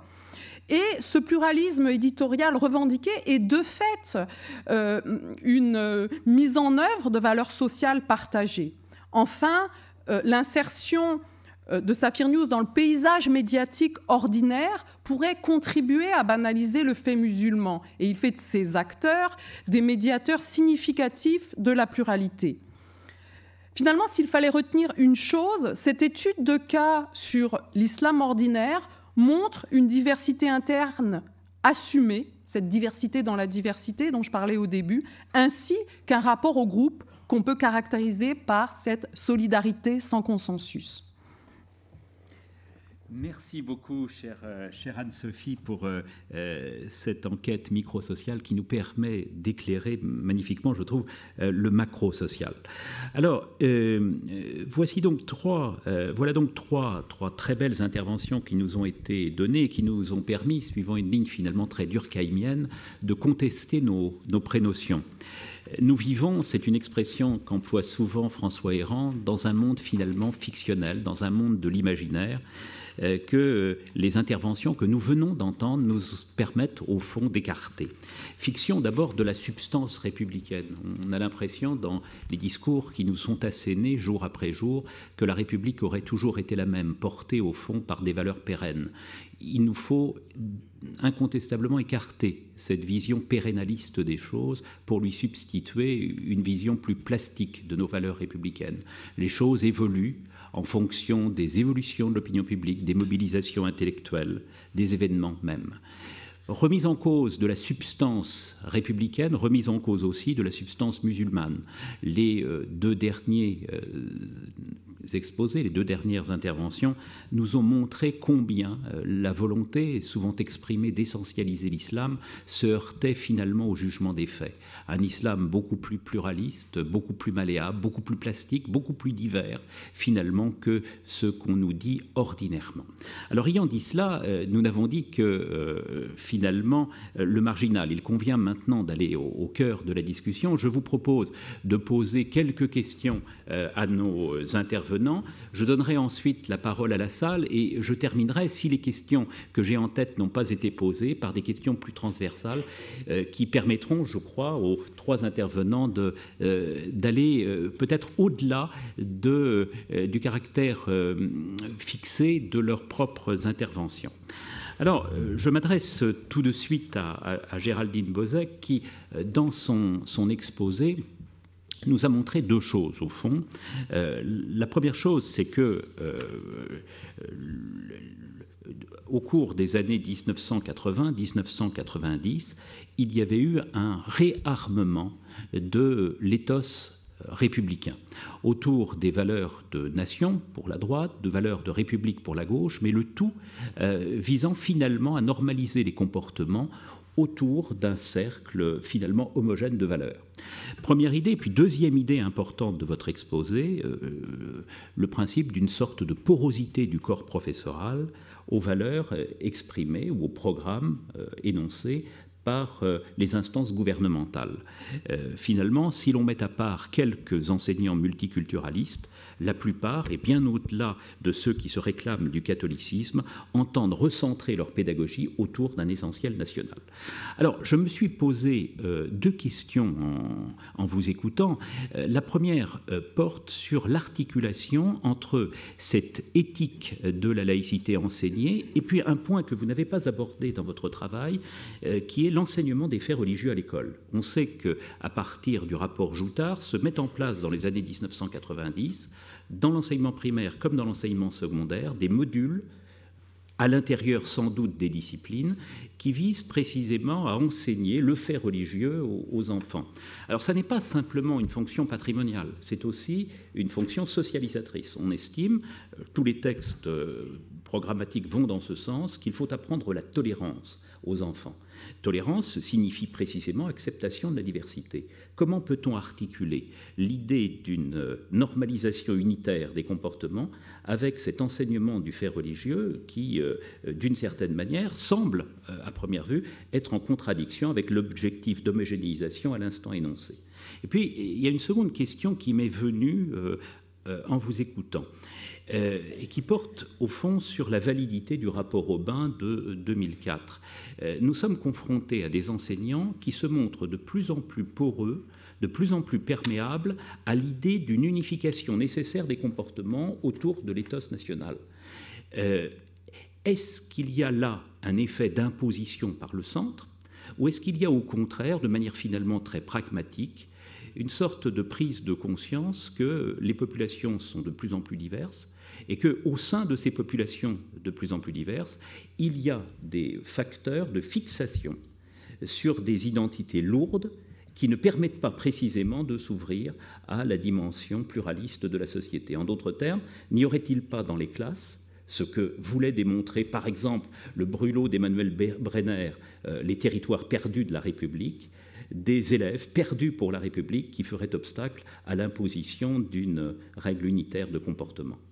Voilà les deux questions que je voulais poser à Géraldine Bozek. Je me tourne maintenant vers Patrick Simon, qui a finalement, dans son exposé, présenté deux points extrêmement importants. Le premier point porte sur le fait qu'on aurait bien tort de faire des musulmans qui se déclarent tels, une population à part dans la société. Leurs comportements sur le terrain de l'endogamie, sur le terrain de l'homophilie, sont finalement assez semblables à ceux des religions majoritaires, en particulier de la religion catholique. Premier élément. Et puis deuxième élément, un peu dans la ligne de David Leighton, vous avez montré qu'il y a des facteurs lourds de discrimination qui valent non seulement en fonction de l'origine des personnes considérées, l'origine géographique, mais qui valent aussi, et de manière encore plus accentuée, pour ce qui concerne la filiation religieuse.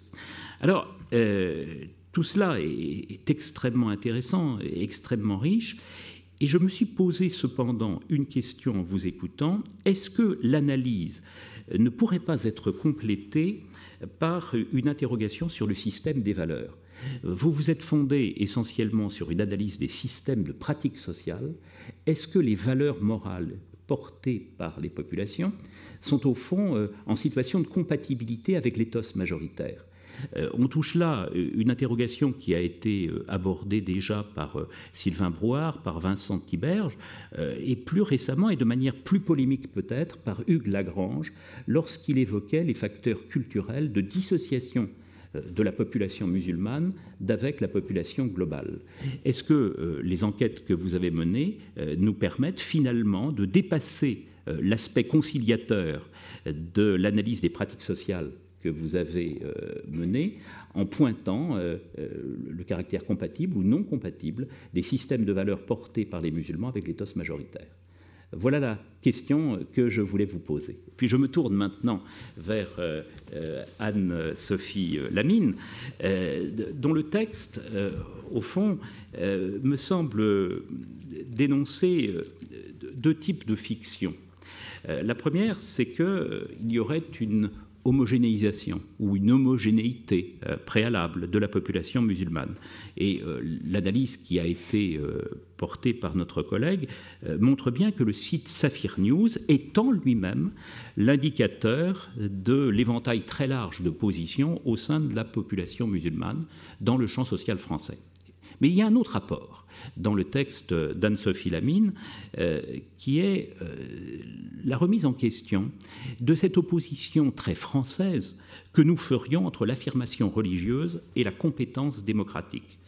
Et tout est fait par les journalistes de Safir News pour montrer qu'il y a toujours une possible articulation des deux éléments. Et on voit bien que le texte d'Anne-Sophie Lamine est porté par cette réflexion que certains auteurs d'Amérique du Nord, autour de Taylor, mais plus encore peut-être autour de Michael Walzer, ont développé sur le terrain de la citoyenneté en trait d'union, où l'on pourrait articuler à la fois la filiation religieuse et l'appartenance démocratique. Alors, ayant dit cela, il m'est venu une question sur le caractère particulier, idiosyncrasique de ces journalistes musulmans. Qu'est-ce qui reste, une fois qu'on a affirmé le principe d'une articulation entre religion et citoyenneté, de la spécificité musulmane dans un média de ce type ? C'est une question que je me suis souvent posée en lisant La Croix, que la communication que vous avez donnée donne aussi à lire. En quoi, finalement, l'appartenance religieuse n'est-elle pas totalement secondarisée par l'inscription dans un ordre démocratique qui vient la subvertir de l'intérieur ? Comme si, finalement, la valeur religieuse n'apparaissait que comme un supplément d'âme dans un monde qui demeure homogénéisé par les valeurs portées par une démocratie qui tente aujourd'hui à se substantialiser et pas simplement à se procéduraliser. Voilà au fond trois types de questions que je voulais vous adresser, avant d'en venir à des questions peut-être plus générales, une fois que la salle se sera elle-même exprimée. Peut-être Géraldine. Oui. Oups. Donc merci pour vos questions, ça va me permettre de clarifier un certain nombre de points. Sur la question de l'enseignement du fait religieux. Alors ce qui est intéressant sur ce point-là, donc évidemment ça m'a beaucoup intéressé parce que ça pouvait indiquer une tendance un petit peu contradictoire, effectivement, par rapport à un discours par ailleurs très unitaire autour de la nation et des valeurs républicaines. Donc, ce que j'ai trouvé intéressant, c'est que dans mon enquête, j'ai vu que c'était la typologie des enseignants que j'ai mise en valeur tout à l'heure dans ma présentation a du sens pour comprendre de ce qui est fait de l'enseignement religieux en classe au quotidien. Et donc, en fait, ceux qui se saisissent en particulier d'un point qui fait partie des programmes programme du CM2 qui consiste à enseigner, enfin à travailler sur la naissance et le développement de l'islam au Moyen-Âge, donc dans les programmes d'histoire. Et donc ce point-là, il est surtout investi, les enseignants qui se mobilisent le plus sur cet enseignement, ce sont justement les enseignants qui accordent le plus de poids, le plus d'importance à la mise en valeur de la diversité culturelle des enfants. Donc c'est le deuxième groupe que j'évoquais. Et donc justement, quand ils parlent beaucoup de ça, même spontanément en entretien, en disant c'est très important pour moi, donc on parle beaucoup du catholicisme quand on étudie le Moyen-Âge, mais aujourd'hui dans les programmes, on nous demande d'enseigner l'islam, et ça c'est très important pour que les enfants voient autre chose, etc. Au contraire, dans les deux autres groupes, enseigner ce point-là des programmes d'histoire suscite beaucoup de réticences et un certain nombre de peurs. On craint justement de raviver une ancienne guerre entre catholiques et musulmans quand on parle des croisades, mais aussi on craint, quand on parle de l'islam, de raviver ou de faire exister de manière encore plus forte des réactions très fortes d'affiliation à l'islam chez les enfants de la classe. Donc c'est complètement lié à la typologie que j'évoquais. Ce qu'il faut dire quand même, c'est que ces enseignants se retrouvent, quel que soit un peu leur profil, se retrouvent aussi dans l'enseignement d'une histoire très unitaire, tout simplement parce que c'est un modèle qui n'a pas disparu et que c'est difficile pour des enseignants qui souvent ne sont pas historiens de formation, de penser les choses un peu autrement. Donc par exemple, pour vous en donner un exemple de cette orientation très unitaire, on ne parle plus dans les manuels, on ne dit plus nos ancêtres les Gaulois. Ça a disparu, c'est un petit peu tabou maintenant de présenter ça comme ça. Néanmoins, on parle encore énormément de Gaulois. Donc, on axe, si vous voulez, l'origine de la France sur cette entité gauloise qui du coup continue à exister de manière un peu plus inconsciente, évanescente comme ça, dans les discours scolaires. Donc moi j'ai regardé d'ailleurs les cahiers aussi, donc les pratiques scolaires réelles des enseignants, et là pour le coup on trouve encore l'évocation par exemple de la Gaule comme étant un pays riche d'ailleurs, donc ça c'est un discours très ancien qui date de la Troisième République et qu'on retrouve encore dans les pages des cahiers d'élèves les plus récentes. Voilà, et donc pour déconstruire ça, il faudrait quand même un véritable travail. Et je pense que ça serait très important.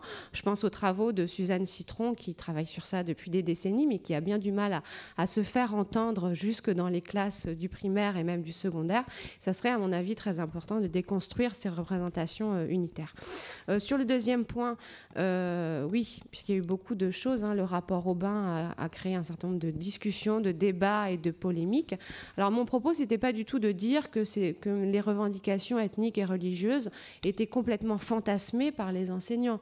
Effectivement, on en constate. Donc, par exemple, à l'école primaire, je vous l'avais dit, c'est une pratique plus précoce du ramadan, donc chez de jeunes enfants qui ne sont pas encore pubères.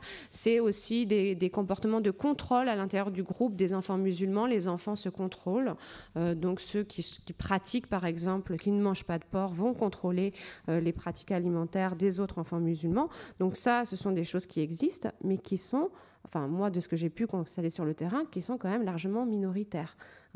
Donc ce qui me paraît être un peu un problème dans le rapport Aubin, c'est que tous ces phénomènes-là sont grossis. Il y a une loupe grossissante sur ces phénomènes-là qui existent, mais qui restent quand même, à mon avis, minoritaires. Alors j'ai pas fait d'enquête statistique, donc c'est une hypothèse que j'ai qu'il faudrait en fait confirmer. Je pense qu'il y a vraiment un travail sérieux à faire là-dessus. Monsieur Aubin, dans son rapport, signale à la fin qu'il y a des établissements où ces crispations et ces revendications identitaires très fortes ne se retrouvent pas. Simplement, il ne met pas le zoom là-dessus, et c'est vrai que j'aimerais bien, moi, en savoir plus sur justement ces établissements qui ressemblent aux autres sociologiquement, mais où ces phénomènes ne se retrouvent pas.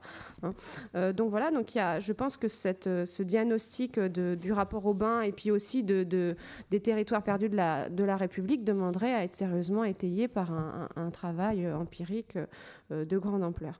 Ce qu'il faut voir aussi, donc là je pense aux travaux par exemple au dernier travail de Keppel ou d'autres personnes. Ce qu'il faut voir aussi, c'est que ces revendications ethniques et religieuses, mais ça tu l'as dit aussi Patrick, elles sont très liées à un sentiment d'exclusion sociale, et donc dans le cas de l'école, a souvent un sentiment d'injustice et d'exclusion scolaire, et ça me semble aussi important à rappeler aux enseignants, parce que je pense que c'est sur ça qu'il faut qu'ils travaillent, bien plus que sur les questions religieuses, etc. C'est sur ce sentiment d'injustice réel réel ou avéré, hein, c'est à ça qu'il faut répondre.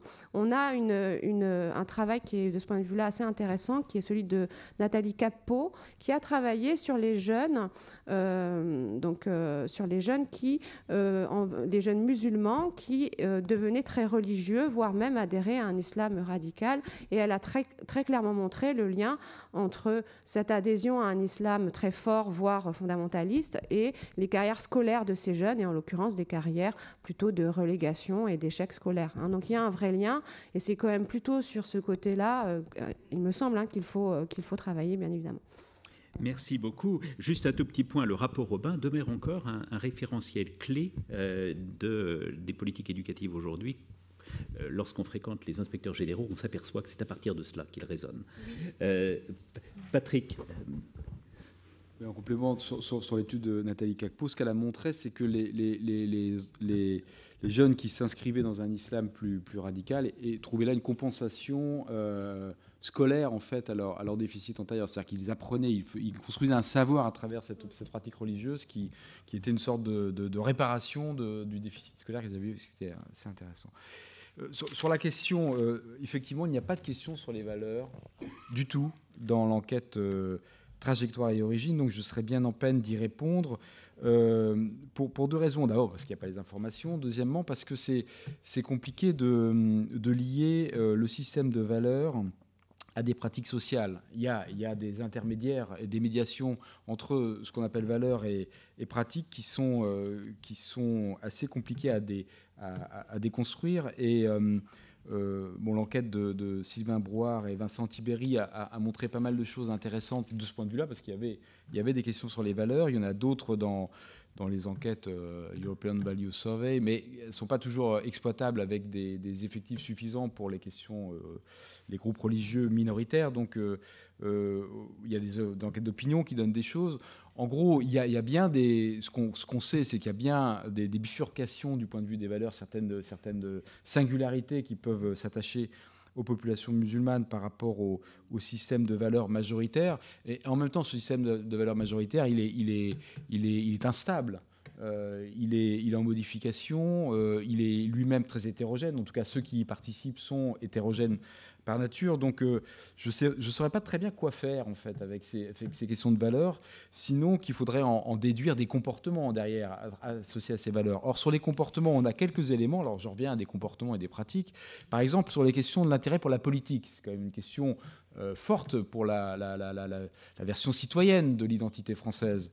On a très peu d'écart, même quasiment aucun, pour l'intérêt pour la politique en France entre les musulmans et les non-musulmans.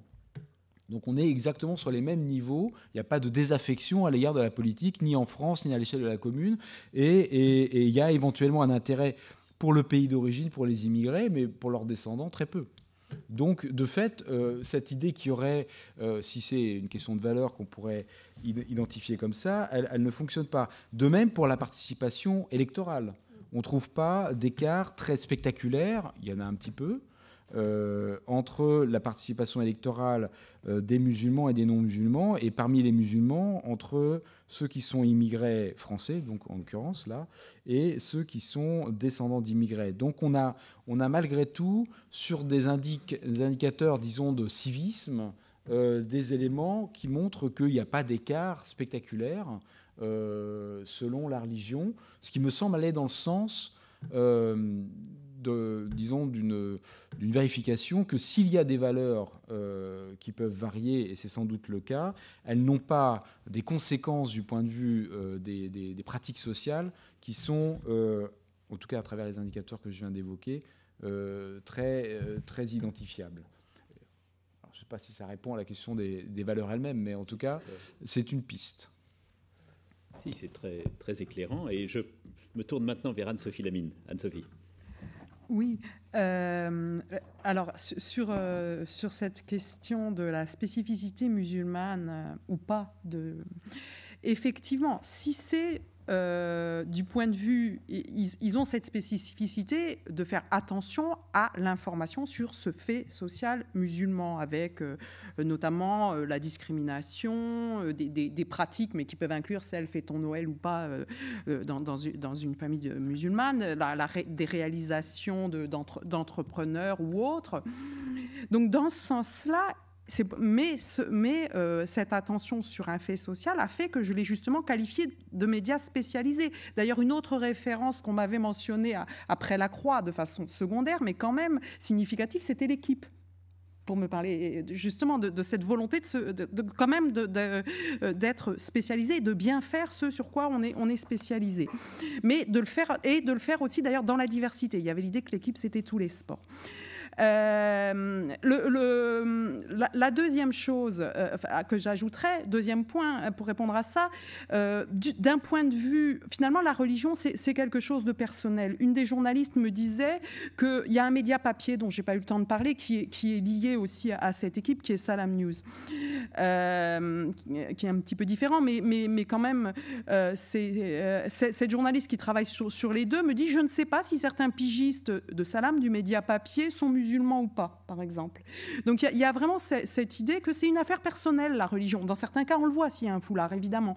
Mais dans d'autres cas, on ne le sait pas et on ne le voit pas. Et ça n'a pas, en tout cas, ça n'a apparemment pas d'importance. Alors, est-ce que c'est secondaire, du coup ? Eh bien, est-ce qu'on ne pourrait pas penser que finalement, la dimension symbolique que certains vivent sur un mode de la religiosité, de la spiritualité, etc., c'est simplement une des dimensions de l'existence et qu'il n'y a pas forcément de question de concurrence par rapport au rapport à l'ordre démocratique. Et en tout cas, c'est ce que je serais tentée de penser. Très bien. Alors, je m'efface un instant et pour donner la parole à l'auditoire, est-ce que des questions viennent ou des commentaires? Oui, madame.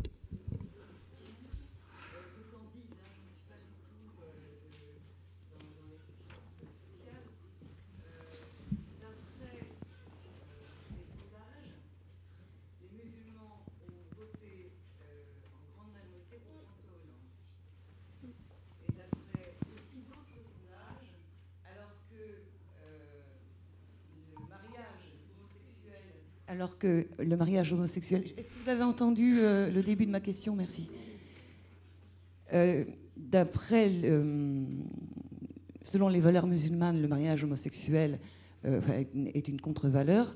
Comment expliquer que dans les manifestations monstres qui ont eu lieu contre le mariage pour tous, il n'y ait pas eu,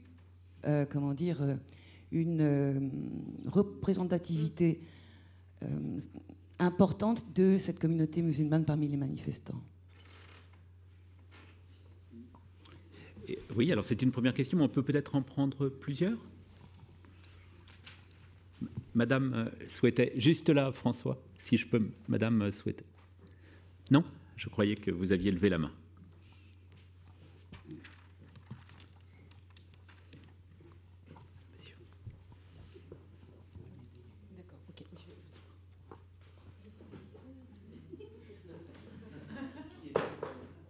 Oui, et il y a un monsieur devant aussi qui souhaiterait prendre la parole.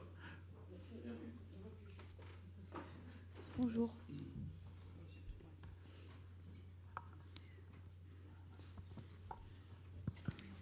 C'est bon? Oui, ça marche. Ça marche? Vous m'entendez? Bon, bonjour. Claire Allais, je suis journaliste au magazine Alternatives économiques. J'imagine que vous avez entendu parler de ce qu'on appelle la rumeur de Niort. Au regard de vos analyses, comment est-ce que vous analysez justement ce fait? Vous parliez notamment de rétraction de la société française. Est-ce qu'il n'y a pas un durcissement de cette rétraction et là, on vire carrément au fantasme. Vous évoquiez aussi la notion de fiction. Quel regard vous portez sur cette rumeur? Bien. Monsieur souhaitait poser une question aussi, juste devant, François. Oui, Madame. Bonjour monsieur. Sylvia Desazars, Fondation ESSEC. Je voulais demander à vous tous, chercheurs, si vous faites des benchmarks sur le fait musulman avec vos collègues allemands, où il y a une présence turque, espagnole, où il y a une immigration récente musulmane, avec vos collègues anglais, où il y a une présence aussi musulmane importante. Et je voulais vous poser la question, j'étais à Londres il y a 15 jours, et on venait d'annoncer la volonté de la City de faire de Londres une place financière musulmane importante. Et j'ai l'impression, quand j'entends ça, je vais à Londres, qu'on est à des années-lumière de ça en France. Et je voulais savoir un peu quelle était votre réaction par rapport à ça. Oui, peut-être la dernière question dans la première vague.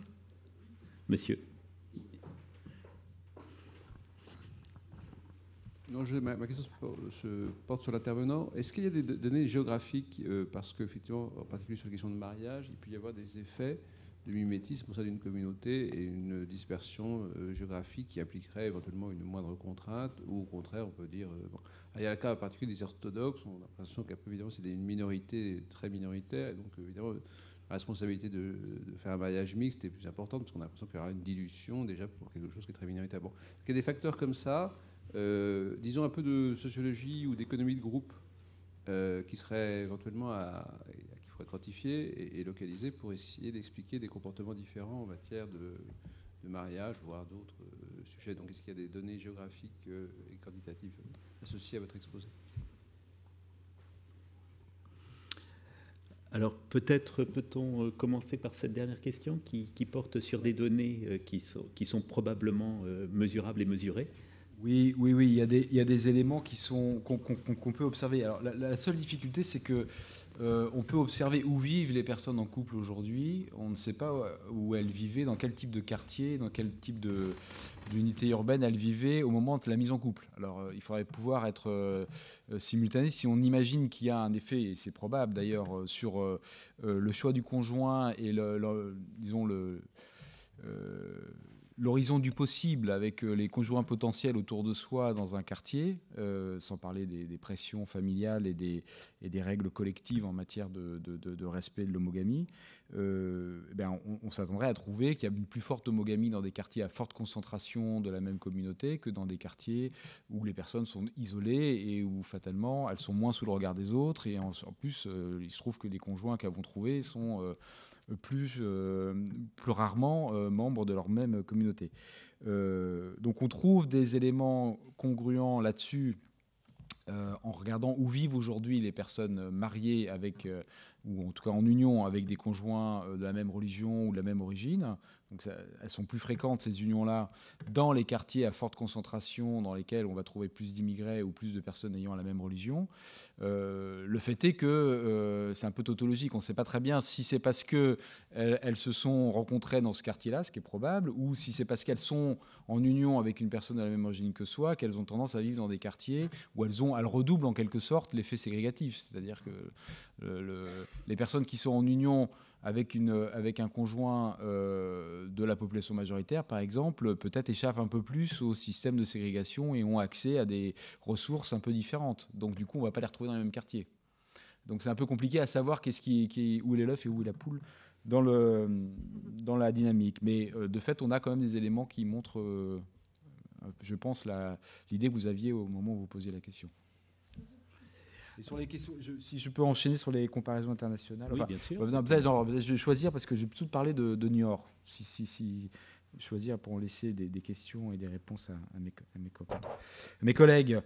Sur la rumeur de New York, qui est un peu différente de la rumeur d'Orléans, qui est la plus connue, où là on imputait des comportements à des personnes. Là, cette fois, à Niort, en gros, on s'inquiète de l'arrivée, notamment de populations africaines, et pas tellement. Enfin, je crois que le côté musulman est pas mis en avant, mais enfin des populations d'origine Afrique subsaharienne, et on imagine que les mairies ont une stratégie délibérée d'échanger des moyens financiers contre l'accueil de ces populations. Bon.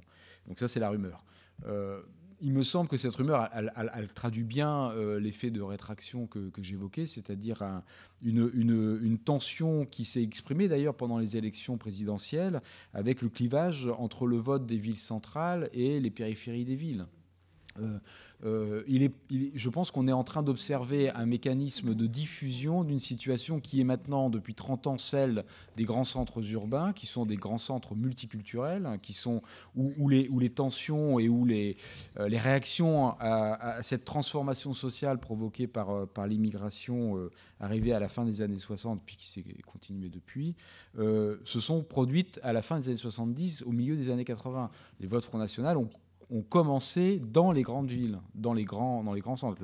Le premier mandat électif de Jean-Marie Le Pen, c'est quand même conseiller municipal, enfin, je dirais avant son mandat de député dans une autre période, c'est conseiller municipal du 20e arrondissement. Hein, ce qui est quand même un peu étonnant quand on y pense aujourd'hui, quand on voit la structure politique du 20e arrondissement. Donc, le Front National monte dans ces villes-là, et puis petit à petit, il perd son assise, et il remonte maintenant dans des espaces où il n'y a pas une grande immigration, dont Niort et ailleurs. Donc en fait, les premiers ménages qui s'installent dans ces villes-là créent des espèces de fixations et de la montée de ces réactions d'hostilité qui sont des mécanismes qui sont différés en quelque sorte et en plus renforcés par l'effet médiatisation de ce qu'ils voient dans les autres villes. Parce que là, pour le coup, on en voit partout des images sur la composition des quartiers et ainsi de suite. Merci beaucoup. Alors, il y avait une question importante aussi sur la comparaison. Peut-être Géraldine Bozek et puis ensuite Anne-Sophie Lamine. Donc, sur la comparaison, moi, dans mon travail de thèse, j'avais essayé de comparer la situation française avec la situation en Grande-Bretagne, alors sans pour autant mener une comparaison terme à terme. Donc, je n'avais pas fait d'enquête de terrain en Angleterre. Voilà, mais j'avais lu un certain nombre de choses. J'avais travaillé quand même aussi sur les programmes et les ouvrages scolaires en Angleterre. Voilà, et puis regarder un peu d'autres sources secondaires. Alors, sur l'Angleterre, mais ça, on le sait, hein, il y a une tolérance qui est beaucoup plus grande des identités religieuses, y compris dans les écoles financées publiquement. Il y a eu quand même des contentieux par rapport à ça, c'est-à-dire jusqu'où on tolère, en fait, par exemple, le port de signes religieux sur les jeunes filles musulmanes. Alors, ça dépend beaucoup des localités, puisque le système est beaucoup plus décentralisé. Mais ce qui est un peu la tendance la plus dominante, c'est qu'on tolère le voile à partir du moment où il est de la même couleur que l'uniforme de chaque école. Donc, ça montre bien une articulation entre le commun et la diversité qui est quand même aussi au cœur du problème. Hein. On essaye d'articuler les deux, hein, beaucoup plus qu'en France. Mais voilà, on met aussi l'accent sur l'idée qu'il doit avoir des comportements communs, donc il y a l'uniforme, etc. Il y a aussi des tendances après dans les débats publics récents à mettre beaucoup plus l'accent sur l'identité nationale. Donc les British values, c'est quelque chose qui est devenu central maintenant dans les débats publics, y compris dans le champ scolaire, avec l'idée que l'école doit davantage mettre l'accent sur la Britishness. Et ça s'est traduit dans les programmes scolaires les plus récents, puisqu'en histoire, maintenant, on a une histoire qui est beaucoup plus nationale qu'elle ne l'était auparavant. Auparavant, elle était en fait plus locale qu'autre chose. Elle était aussi mondiale.